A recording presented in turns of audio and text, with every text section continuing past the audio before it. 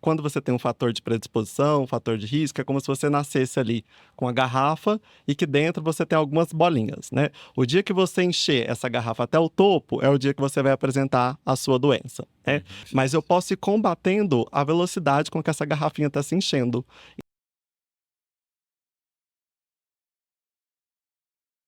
Gílio, existe uma certa hereditariedade dentro do quadro demencial? Ou seja, se eu tenho, o pessoal de casa está acompanhando a gente, poxa, eu tenho um pai que teve um quadro demencial, tenho um irmão que teve um quadro demencial, isso aumenta a chance de eu desenvolver também outro quadro demencial, não?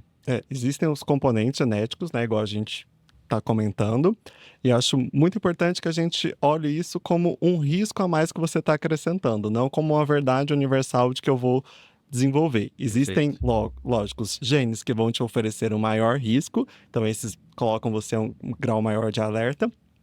Mas é sempre importante a gente ter essa informação básica, que isso também vai depender do meu estilo de vida, o que eu vou ter aí ao longo do meu tempo, né? Acho que tem uma analogia que é muito boa, que ela traz que quando você tem um fator de predisposição, um fator de risco, é como se você nascesse ali com a garrafa e que dentro você tem algumas bolinhas, né? O dia que você encher essa garrafa até o topo é o dia que você vai apresentar a sua doença, né?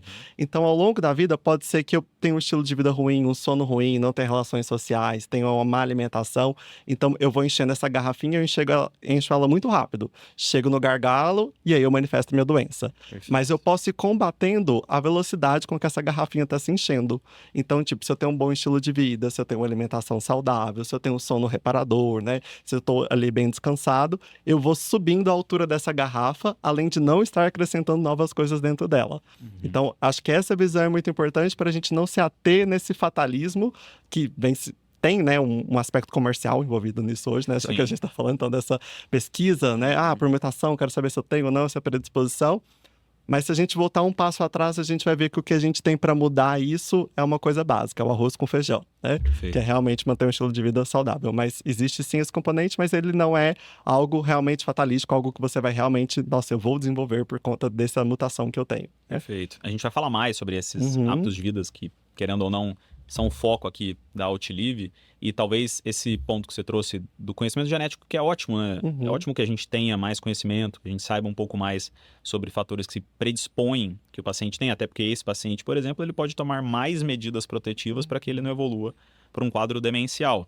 Mas, ao mesmo tempo, existe uma certa pressão, o Lucas citou isso, acho que você também falou, da sociedade para um diagnóstico, né? Poxa, eu quero saber exatamente o que eu tenho e melhor ainda se existe um remédio exatamente para aquilo que eu tenho, em que eu tomo e eu melhoro.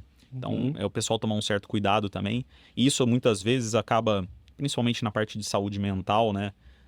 Tendo aquela discussão de que se realmente está aumentando o número de transtornos mentais ou será que a gente está tendo muito diagnóstico de transtorno mental? Acho que é um casamento entre os dois, né?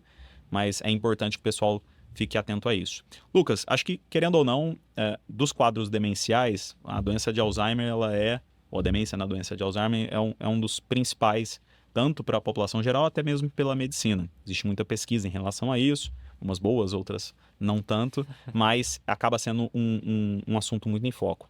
Tenta resumir para o pessoal, sei que não é tão fácil, lógico, é mais complexo, mas o que é a doença de Alzheimer e quais são os principais sintomas, as principais manifestações que o paciente tem? Bom, a doença de Alzheimer, ela envolve uma patologia bem específica, que é a seguinte: o paciente ele começa a ter uma alteração da mensagem intracelular, ou seja, dentro dos neurônios, na arquitetura dos neurônios, ele começa a ter uma dificuldade na passagem de informação. Eu vou fazer um paralelo aqui. Pensa que dentro do seu neurônio, para as coisas chegarem nos lugares que precisam, ela tem que passar por alguns trilhos, certo? E esses trilhos, eles são estabilizados por algumas proteínas, certo? Nas pessoas que têm a doença de Alzheimer, reforçando não a demência, mas a doença de Alzheimer, a pessoa começa a ter uma dificuldade nesses trilhos, eles começam a sofrer um processo neurodegenerativo. E quem estabiliza bem o trilho é uma proteína chamada Tau, certo? É a tal proteína. É a tal proteína. E aí o paciente começa a ter Tau, que começa a parar de ficar dentro do trilho e começa a cair para fora do trilho. Então vai aumentar a proteína Tau, fora do neurônio. Ela vai se depositando nas outras células. E aí, junto com essa tal, surge um processo de tentar fosforilar essa tal. E aí fica uma tal fosforilada. Uhum. Então é a p-tal e a tal. Então o trilho rompeu, tem p-tal e tal, que é o que a gente dosa no líquor. Sim. Por isso que eu tô falando disso. Que é aquele líquido que reveste aí o sistema nervoso central. Isso. O pessoal Faz todo o puxa na revestimento. coluna. Puxa na coluna, em alguns casos no ventrículo, né? Sim. Hoje é proscrito suboccipital, mas antigamente fazia muito. E além disso, a conversa, isso é dentro de um neurônio, certo? Uhum. Agora também rola um problema na conversa entre os neurônios. O que acontece? É como se eu botasse paredes entre os neurônios. E aí eu tô aqui, ó, Narciso, aí boto uma parede aqui, eu tenho que ficar Narciso, e a mensagem não chega direito. Uhum. Essas paredes são proteína beta-amiloide. Certo. Então a beta-amiloide, ela se precipita nesse tecido cerebral e impede a comunicação entre o neurônio. Então eu tenho um problema dentro do neurônio, com as taus, e entre os neurônios, com a beta-amiloide. A tal cai no líquor, a beta-amiloide não cai no líquor, ela fica no parênquima. Então você não consegue ver uma beta-amiloide super elevada, tá? Dito isso, a patologia da doença de Alzheimer é essa, é aumento de tal e fosfotal e aumento e deposição de beta-amiloide no parênquima cerebral. Uhum. Essa alteração, ela, com o passar do tempo, vai dificultando a conversa entre os neurônios vão morrendo, e aí você vai tendo perda de função nas regiões em que isso está acontecendo. Certo. E as principais regiões onde isso acontece, no início, no Alzheimer, são as regiões parietal, que é aquela região visoespacial, de onde estou, quem sou. Da percepção da doença em si também. E a região temporal, mais pro meinho aqui, do temporal, que é uma região onde mora um carinha chamado hipocampo. O hipocampo, ele é peça fundamental na nossa circuitaria de memória. Então é por isso que o paciente começa a perder memória e começa a se desorientar ao mesmo tempo.